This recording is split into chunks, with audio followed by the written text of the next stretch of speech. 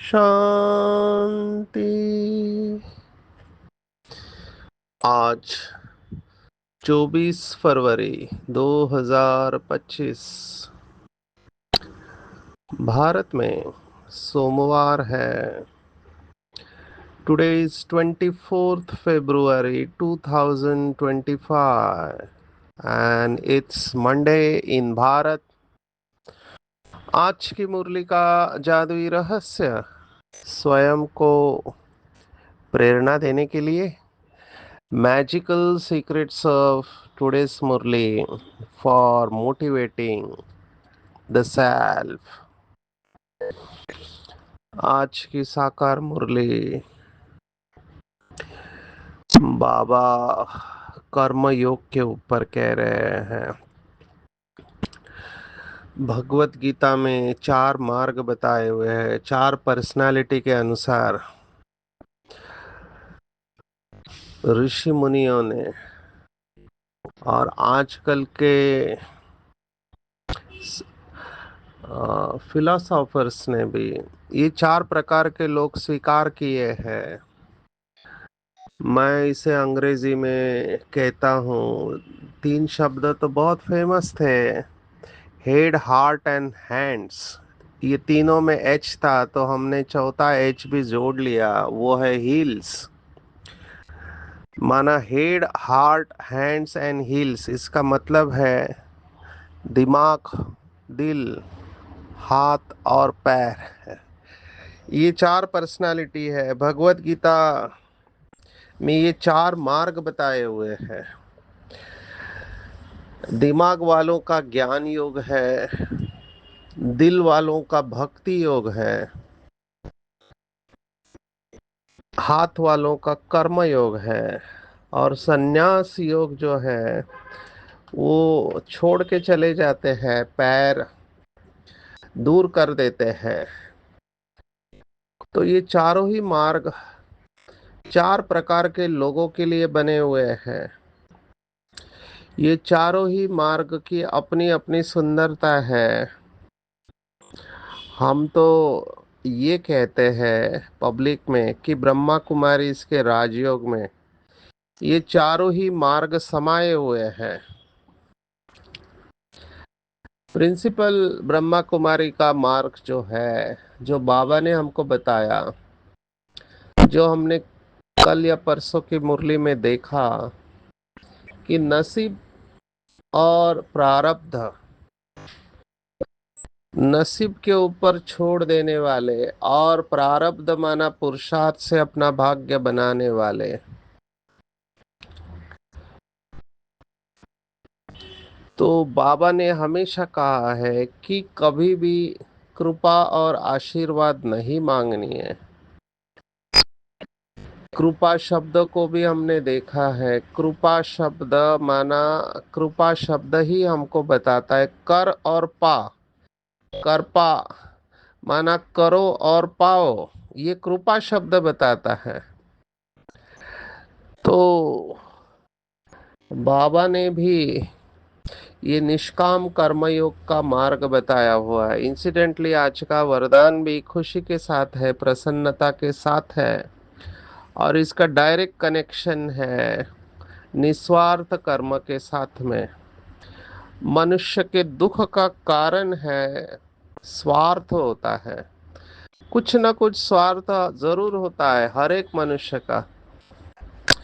केवल परमात्मा इसके लिए एक्सेप्शन है। परमात्मा का कोई स्वार्थ नहीं है। बाकी सभी देहधारियों का कुछ ना कुछ परसेंटेज में डायरेक्ट और इनडायरेक्ट स्वार्थ जरूर होता है। तो निस्वार्थ कर्म जितना करेंगे उतना हम प्रसन्न रहेंगे, संतुष्ट रहेंगे और बाप समान बनने की चांसेस हमारे बढ़ते जाते हैं। आज की मुरली है निष्काम कर्म योग के ऊपर है। ये कर्म योग की गहराई में हम गए हैं, तीसरा चौथा पांचवा अध्याय श्रीमद् भगवत गीता का, कि कर्म के बगैर मनुष्य रह नहीं सकता है। भगवत गीता तो कहती है आंखें खोलना और आंखें बंद करना ये भी कर्म है जो हम दिन भर करते रहते हैं। सांस लेना ये भी कर्म है। तो कर्म के बगैर तो मनुष्य जी नहीं सकता है। ये जो कर्म संन्यास शब्द है, ये कर्म संन्यास शब्द मिसनोमर है। कई ऐसे सन्यासी है वो कहते हैं कि हम अग्नि नहीं जलाते हैं तो हम कर्म सन्यासी हो गए। माना वो शिव बाबा को कॉपी करने की कोशिश करते हैं, क्योंकि उनकी मान्यता है शिवोहम शिवोहम। तो वो अपने को शिव बाबा को कॉपी करने की कोशिश करते, कहते कि हम अन्न पकाते ही नहीं है, तो हम अभोक्ता हो गए, अकर्मा हो गए। अकर्मा नहीं हो सकते जब स्वयं भगवान को भी इस धरती पर आना पड़ता है कर्म करने के लिए। ये भी भगवत गीता में श्लोक आया हुआ है कि अगर मैं कर्म नहीं करूंगा तो लोग मेरा अनुसरण करेंगे। तो कर्म करना पड़ता है, कर्म के बगैर रह ही नहीं सकते हैं, ये भगवत गीता कहती है। तो कर्म करना ही है तो क्यों न सर्वश्रेष्ठ कर्म करो। और सर्वश्रेष्ठ कर्म क्या है? तो बाबा ने कहा एक बाप की याद में रहकर कर्म करना, इसमें धंधा आदि छोड़ने की जरूरत ही नहीं है। एक बाबा के बच्चे ने तो आर्मी में थे, तो बाबा को पूछा कि हमारा काम ये गोली चलाना, अभी हम गोली चलाते हैं तो सामने वाले की जान भी जा सकती है, अभी ये हिंसा हो गई तो हम क्या करें। लौकिक भगवत गीता भी इसका जवाब देती है। बहुत फेमस श्लोक है लौकिक भगवत गीता का, मामनुस्मर युद्धम च, माना मेरी याद में युद्ध करो। अभी ये युद्ध शब्दों को लेकर उन्होंने सोचा कि ऐसा युद्ध हुआ होगा जहां तीर चले होंगे या अस्त्र शस्त्र चले होंगे, लेकिन ये हमारे अंदर का युद्ध है। लेकिन अगर स्थूल की भी बात कहे तो बाबा ने भी उस आत्मा को कहा कि बच्चे बाबा की याद में गोली मारो। और भगवत गीता कहती है मां मनुस्मर युद्धम च, मेरी याद में युद्ध करो। अभी इसका गलत अर्थ नहीं निकालना। बाबा ये नहीं कह रहे कि मेरी याद में झगड़ा करो या मारा मारी करो या हिंसा करो, बिल्कुल नहीं। ये तो आर्मी वालों की ड्यूटी है, उनका काम ही है कि गोली मारना। तो बाबा ने कहा मेरी याद में गोली मारो। भगवत गीता ये कहती है मेरी याद में अगर तुम कर्म करोगे तो तुम्हारे ऊपर बोझ नहीं चढ़ेगा। बाबा भी यही कह रहा है अपना कर्तव्य समझ कर करो। जैसे पुलिस वालों को बाबा कहता है कि पुलिस वाले, अभी कई क्रिमिनल ऐसे होते हैं गुनहगार कि वो हिंदी में कहावत है कि लातों के भूत बातों से नहीं मानते हैं, तो उनको टफ बनना पड़ता है। लेकिन हर एक को बाबा ने छुट्टी नहीं दिया है ये सब करने के लिए। इवन बाबा ने माताओं को देखो क्या कहा है कि छोटे बच्चे तंग करते हैं, तो बाबा ने माताओं को कहा कि उन्हें मारना नहीं है, क्योंकि वो भी तुम्हारा आत्मिक भाई ही है। बाबा ने एक मुरली में कहा था वो बच्चा नहीं है, भाई है, आत्मा है वो। कई माताओं का अपने बच्चों में मोह रहता है, माताओं के लिए बहुत बड़ा पेपर है मोह का। तो उनको हमेशा ये ध्यान में रखना चाहिए कि ये जो भी बच्चा आया है हमारे घर में, ये हमारे द्वारा आया है, हमारा नहीं है ये। लेकिन वो अपनापन होता है, वो खींच लेता है। तो ये बहुत मुश्किल होता है कि कर्तव्य करते वक्त कर्तव्य और मोह में फर्क। अर्जुन की यही अवस्था थी, उसको कर्तव्य करने में मोह आड़े आया था। अभी उसका कर्तव्य था कि जो विपरीत बुद्धि है उनको खत्म करना, लेकिन उसका मोह मेरे काका चाचा मामा है। तो ये निर्णय लेना बहुत मुश्किल हो जाता है एट टाइम्स, क्योंकि हमारा अटैचमेंट होता है। बिल्कुल नष्ट मोहा बनना हर एक के बस की बात नहीं है। ब्रह्मा बाबा ने ये करके दिखाया कि अपनी सभी प्रॉपर्टी यज्ञ के नाम कर दी, अपने बच्चों को भी नहीं दिया। आप सोचो कितने ट्रस्टी रहे होंगे। हालांकि उन्होंने ऑफर दिया कि आप मेरे साथ रह सकते हैं, बाबा पालना करेगा, लेकिन फिर भी ड्रामा प्लान अनुसार बाबा के बड़े बेटे नारायण दादा, उन्होंने इतने साल रहने के बाद बाबा का हाथ छोड़ा। बाद में फिर शादी होने के बाद बच्चे के साथ वापिस आते थे 18 जनवरी को, लेकिन बाबा बिल्कुल नष्ट मोहा रहे ऐसे सिचुएशन में। तो ये बहुत टफ होता है। और ये डेफिनेटली कुछ लोगों को मुश्किल लग सकता है, और लगता भी है कि कर्म करते वक्त बाबा की याद में कर्म करना, क्योंकि धंधा तो छोड़ना नहीं है। हम सन्यास धर्म के लोग नहीं है, घर बार छोड़ के जंगल में जाना नहीं है। ये तो कुछ आत्माओं ने निर्णय लिया हमारे जैसे कि हम पवित्र रहकर बाबा की सेवा करेंगे। बाकी जो घर गृहस्थ में है उनके ऊपर जिम्मेवारी है अपने परिवार को चलाना, घर को देखना। तो बाबा ने हमेशा कहा है कि शरीर निर्वाह अर्थ आपको कर्म तो करना ही पड़ेगा, नहीं तो घर चलेगा कैसे। सिर्फ बाबा ने वहाँ सॉल्यूशन ये दिया है जो अष्टावक्र गीता कहती है कि ट्रस्टी बन के चलो, मेरा कुछ नहीं है, सब कुछ बाबा का है। अभी यहाँ पे कई लोग अटक जाते हैं। मुझे कितने फोन आते हैं कि हमारा बेटा है, बहू है, ये है वो है। मैंने कहा पहले तो ये शब्द निकालो ही मत मुंह से कि मेरा है। वो आपका नहीं है, वो बाबा का बच्चा है। तो जैसे ही बाबा को बीच में लाया तो हम सुरक्षित हो जाते हैं, जिम्मेवारी बाबा की बन जाती है।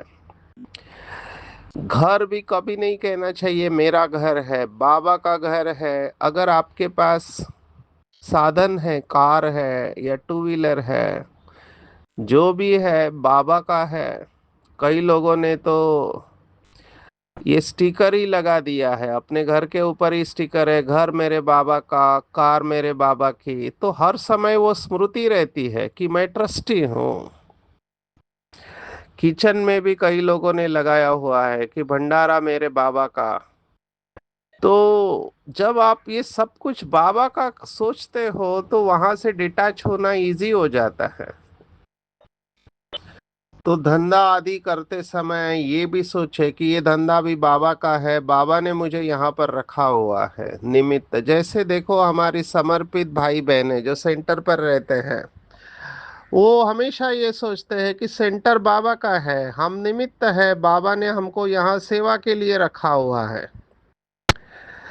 तो हम सब बाबा के बच्चे अगर समर्पित है या घर गृहस्थ में है, हमको सबको ये सोचना चाहिए कि ये सब बाबा का है, घर बाबा का है, धंधा बाबा का है, सेवा बाबा की है, मैं निमित्त हूँ। ट्रस्टी बन के चलेंगे तो बहुत इजी हो जाएगा। देखो सिख धर्म में वो बताते हैं कि कैसे श्री गुरु नानक देव, उनको हमेशा ये भाव रहता था। तो उनकी कहानी बहुत सुंदर आती है, बहुत मोटिवेशनल है, इसलिए सुना रहा हूँ। वैसे पंजाब के भाई बहने तो इसको जानते ही होंगे। सिख बाबा के जो बच्चे हैं, तो ऐसे कहते हैं कि वो शॉप में कुछ गेहूं या कुछ अनाज दे रहे थे।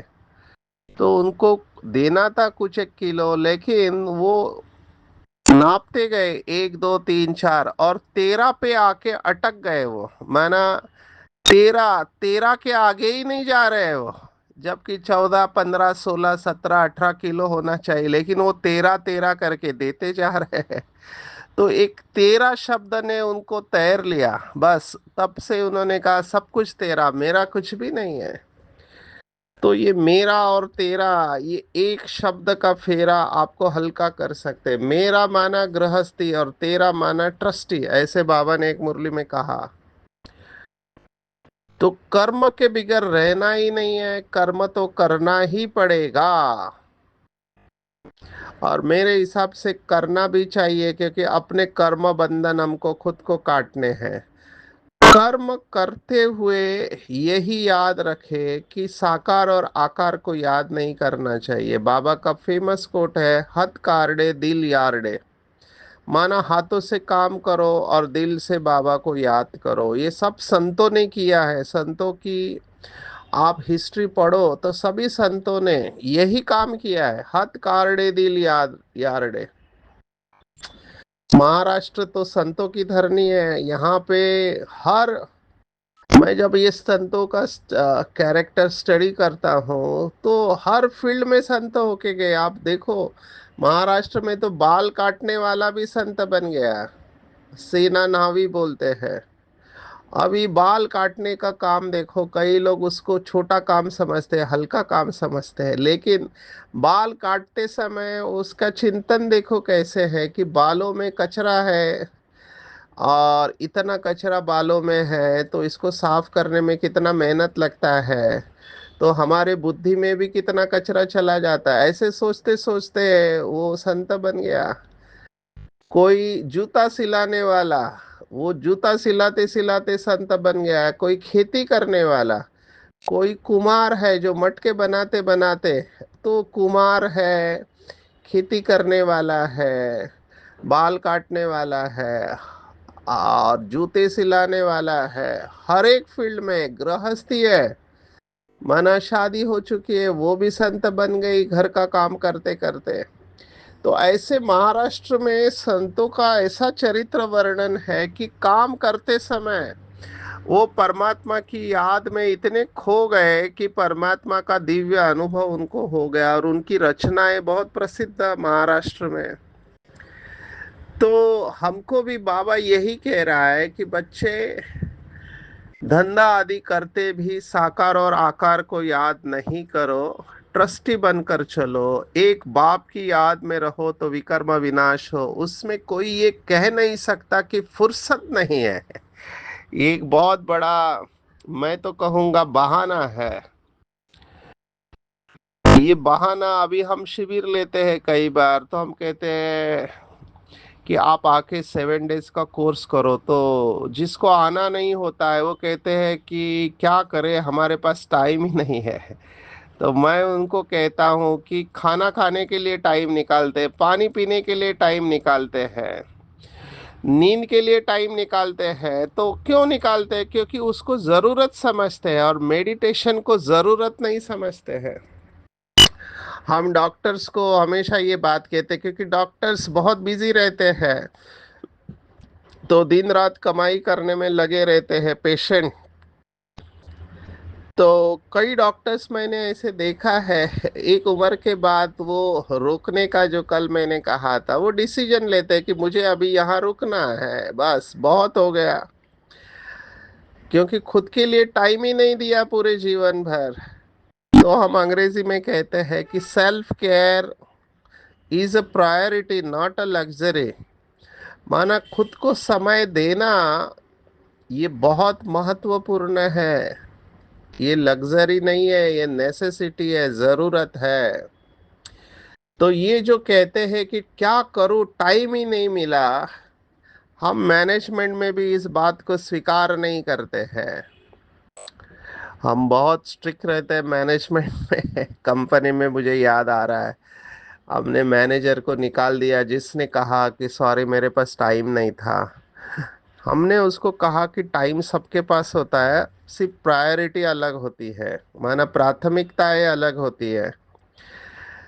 तो टाइम नहीं है, हम ये स्वीकार नहीं करते, टाइम सबके पास होता है, सिर्फ आपको टाइम मैनेज करना आना चाहिए। जैसे नींद के लिए, खाने के लिए, घूमने के लिए, शादी के लिए आप समय निकाल लेते हो, मूवीज के लिए समय निकाल लेते हो, तो बाबा को याद करने के लिए समय निकालना चाहिए। कई बाबा के योगी बच्चे हैं, मैं देखता हूँ, उन्होंने देखो कैसा चार्ट बनाया। मेरा भोजन बनाने का समय याद का समय है ना, कपड़े धोने का समय याद का समय है। उन्होंने इसको डिवाइड कर दिया हर समय पर। धीरे धीरे देखा कि उनका लिंक जुड़ता गया, क्योंकि वो मौन में रहने लगे, अंतर्मुखी होने लगे। जैसे आज के एकांत प्रिय की पॉइंट में बाबा ने कहा कि बाहर मुक्ता वाले अपना समय वेस्ट करते हैं, बाहर मुक्ता में आना इजी है। जैसे कई लोगों को हंसना बोलना ज्यादा पसंद आता है, बाबा ने कहा यह बाहर मुक्ता में आना हुआ। अपने को एकांतवासी बनाओ, अर्थात सर्व आकर्षण के वाइब्रेशन से अंतर्मुखी बनो, और यही काम में आने वाला है। क्योंकि लास्ट में ऐसी परिस्थितियां होगी, आप चाहते हुए भी अंतर्मुखी बन नहीं पाओगे, बाहर का वायुमंडल खींचेगा, तो उस समय फिर मुश्किल होगा। देखो बाबा हमको समय के पहले तैयार करा रहा है। जैसे कोई टीचर होता है, बच्चों से रिवाइज करा लेता है सभी सिलेबस, ताकि जब पेपर आए तो बच्चे अच्छी तरह से पेपर को पास करें, अच्छे फ्लाइंग कलर्स में पास हो जाए। बाबा कुछ ऐसा ही कर रहा है कि बच्चे आगे चलकर जो परिस्थितियां आने वाली है, अभी भी आ रही है, आपको उसमें पास होना है, तो अंतर्मुखी बनो। ये अंतर्मुखता फाउंडेशन है, सभी दिव्य गुणों की जो बिल्डिंग है, उसका फाउंडेशन अंतर्मुखता है, और इसका डायरेक्ट कनेक्शन सुख के साथ है। अंतर्मुखी सदा सुखी। अब एक है दिमाग से अंतर्मुखी होना, और एक है अनुभव के आधार पर। आपको रियलाइज होता जाएगा, जितना आप अंतर्मुखी होंगे, माना चुप रहकर बाबा को याद करेंगे, कम वाचा में आएंगे, तो आवाज से परे की स्थिति खींचेगी, और उसका रस खींचना चालू हो जाएगा। अंतर्मुखी रहना ये भी नेसेसिटी मैं समझता हूँ आज के जीवन में। कई लोग होते हैं जिनको एकांत पसंद आता है, कई लोगों को पसंद नहीं आता है। हमको ये सीखना चाहिए कि जितना हो सके कम आवाज में आना चाहिए। जितना आवाज में आने की प्रैक्टिस कम होगी, उतना आवाज से परे की स्थिति खींचेगी। तो ये भी बहुत इम्पोर्टेंट है। तो ऐसा रूहानी हॉस्पिटल आधा कल्प के लिए बनाने वाले देही अभिमानी बनकर रहेंगे। तो ये आज की मुरली मेन पॉइंट है, कर्मयोगी बनकर चलना है। बाबा ने देखो आज क्या कहा कि जिनको ऊंच मर्तबा लेना है वो जास्ती याद में रहने का पुरुषार्थ करते हैं, और जिनको नहीं लेना है वो बहाने देंगे। ये पूरा खेल प्रायोरिटी का है। God should be our only priority, ऐसे अंग्रेजी में कहते हैं। परमात्मा हमारी एक ही प्राथमिकता होनी चाहिए, बाकी सब सेकेंडरी है। जैसे नवधा भक्त जो होते हैं, बस उन्होंने भगवान को अपना संसार बना लिया होता है। हमको भी अगर उच्च पद पाना है, तो भगवान को अपना संसार बनाना पड़ेगा। बाबा ही मेरा संसार है, बाकी सब असार है। अभी ये अवस्था आने को कई लोगों को टाइम लगता है। कई लोग जिनको सचमुच में बाबा से प्यार है, वो इस अवस्था को बहुत जल्दी प्राप्त करते हैं, और फिर उसको मेंटेन करना पड़ता है, क्योंकि माया तो है आपको खींचने के लिए। महारथियों को समझाने के लिए बाबा ने कहा बुलाते हैं। महारथी माना महीन पुरुषार्थ जो करते हैं, और जिनका समझाने का तरीका अच्छा है, बहुत लोगों को पसंद आता है। तो हमको देखना चाहिए, क्या मैं बाबा की बातों को अच्छी तरह से धारण करके औरों को समझा सकता हूँ, अभी इसके लिए ये नहीं सोचना चाहिए कि हम पढ़े लिखे हैं या नहीं, बिल्कुल नहीं।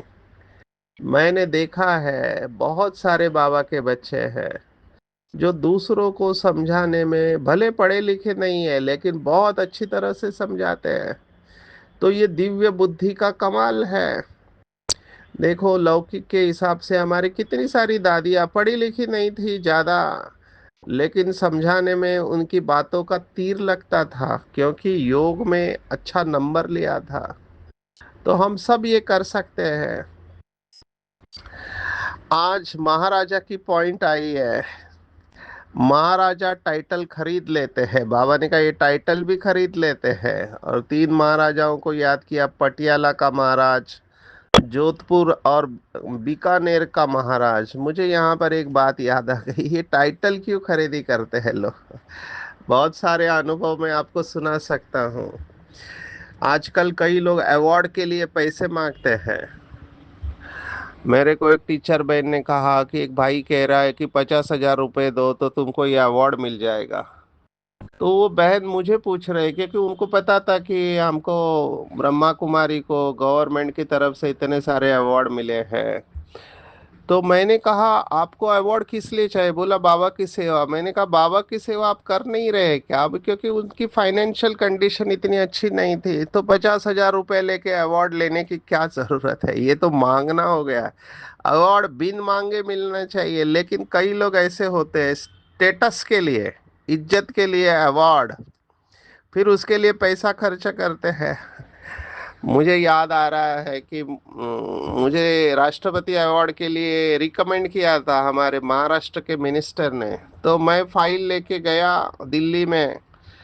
तो वो डिपार्टमेंट ने मेरे सामने फाइल लेके पहले बोला कि रिकमेंडेशन लेटर के बगैर ये अवार्ड नहीं मिलता है। मैंने बोला ये मिनिस्टर ने दिया है, तो उसने फाइल उठा के मेरे सामने टेबल पे फेंक दिया। तो मुझे आश्चर्य लगा, मुझे लगा शायद बहुत लोगों का आता होगा। फिर थोड़ी देर बाद एक भाई मेरे पीछे पीछे आया और मुझे कह रहा है कि डॉक्टर साहब आपकी फाइल पहले इधर जाएगी, फिर उधर जाएगी, फिर इसके पास जाएगी, और लास्ट में जो चेयरमैन होंगे वो फाइनल करेंगे। मैंने कहा थैंक यू वेरी मच, आप मुझे बता रहे हैं। फिर मैं चला गया, फिर वो मेरे पीछे आ रहा है और मुझे कहा उसने कि अगर आप चाहो तो हम आपके अवार्ड के ऊपर ध्यान रख सकते हैं। तब मुझे समझ में आया कि ये पैसा मांग रहा है। मैंने कहा मुझे इंटरेस्ट नहीं है ऐसे अवार्ड में, मैं उधर फिर वापस गया नहीं। ऐसे बहुत सारे अवार्ड मैनेज किए जाते हैं पैसे दे के, हमको ये सब नहीं करना चाहिए। हमको स्वयं भगवान ने नाम मान शान दिया हुआ है, तो हमको इन सब नाम मान शान की जरूरत नहीं, लेकिन कई लोग इसको अपनी इज्जत का सवाल बना लेते हैं। बाबा ने आज कहा सभी अकाल मूर्त है, अकाल मूर्त का अकाल तख्त है, सदा संतुष्ट। ये बहुत बड़ी पॉइंट है, समय कम पड़ेगा। आज का वरदान बाबा ने कहा सदा संतुष्ट और प्रसन्न रहने का वरदान स्वयं भी लो और औरों को भी दो। क्यों? क्योंकि यज्ञ में अंतिम आहुति सर्व ब्राह्मणों की सदा प्रसन्नता है, और सदा प्रसन्न रहेंगे तब प्रत्यक्षता का आवाज गूंजेगा, अर्थात विजय का झंडा लहराएगा।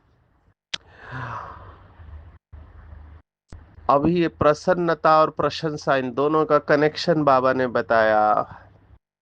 प्रशंसा प्रसन्नता से ही प्राप्त कर सकते हो, क्योंकि कई लोग प्रशंसा के भूखे होते हैं कि लोग हमारी महिमा करें। बाबा ने कहा मांगने की जरूरत ही नहीं है, यहाँ पे कुछ भी मांगना नहीं है, मांगने से मरना भला। आप प्रसन्न रहो, सभी से दुआएं लो, फिर देखो प्रशंसा अपने आप होगी, किसी से मांगने की जरूरत ही नहीं है। देखो ये कहावत बहुत प्रसिद्ध हुई लौकिक में कि जो प्राप्त है वो पर्याप्त है, जो मिला वो कम नहीं, और जो नहीं मिला उसका कोई गम नहीं। जो अभी जो मिलेगा भविष्य में वो एक ख्वाब है, और जो मिला है वो लाजवाब है। तो संतुष्ट रहो, जिससे हम खुश रह सकते हैं वो सब कुछ बाबा ने हमको दे दिया है। ये माया है, हमको भटकाती है कि भविष्य में सुख है, ये मिलने के बाद सुखी हो जाएंगे, तो तब तक दुखी रहेंगे क्या। डायमंड बनना है, डायमंड बनने का मैसेज देना है। यही डायमंड जुबली का मैसेज है। मुख से सदैव रत्न निकलने चाहिए, कभी भी कटु वचन नहीं निकालने हैं। अंधों की लाठी बनना है। आज की पूरी मुरली में टेक होम है। कर्म करते हुए साकार और आकार को याद नहीं करना है। एक बाप की याद में रहेंगे तो विकर्म विनाश होंगे। कभी ये बहाना नहीं देना चाहिए कि क्या करे, समय नहीं मिलता है। हर कर्म करते वक्त बाबा को साथ रखना है। बाबा ही हमारा संसार है, याद का चार्ट रखना है। ये रूहानी हॉस्पिटल है, तो इस रूहानी हॉस्पिटल में आधा कल्प के लिए हम एवर हेल्दी बनेंगे, इसलिए देही अभिमानी होकर रहना है। संतुष्टता और प्रसन्नता से बाबा को प्रत्यक्ष करना है। जहाँ प्रसन्नता है वहाँ प्रशंसा अपने आप आएगी। डायमंड बन के डायमंड बनने का मैसेज देना है। अंतर्मुखी रहना है, बाहर मुक्ता में नहीं आना है। अच्छा, ओम शांति।